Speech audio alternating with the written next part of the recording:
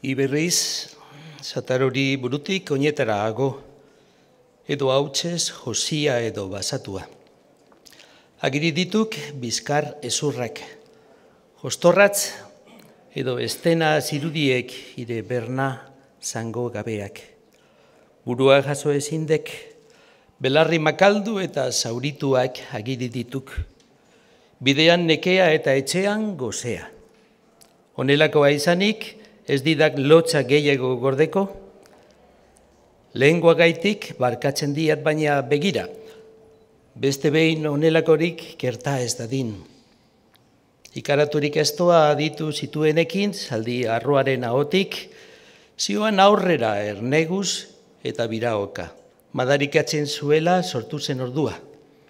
Handik urte batzuetara izan zuen astoak jabe hobe bat, zeinik ematen zion ondotxo jaten, eta ez behar gogorrerik eragiten. Mardotu eta hile edertu zen gure astoa. Baina bestera gertatu zitzaion zaldi arroari.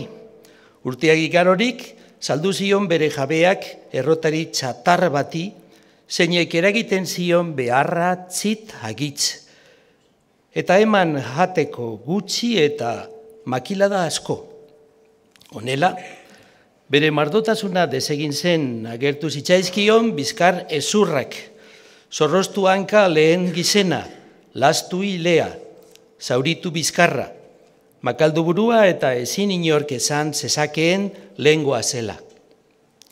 Zegoela asko urase bera ibar batean belarra jaten bizkorturik, dakuz eta ezagutzen du lehengo zaldi bere arigikari arroa, trailatik zeramala errotari txarrak, guztia argaldua, aginte eta indargabea, bizkarrean zituela zorro handi bi, buruz behera, basta zatar eta ugal erdi etenekin geriraino lokaitzatua, eta diotza astoak burla egin beharrez.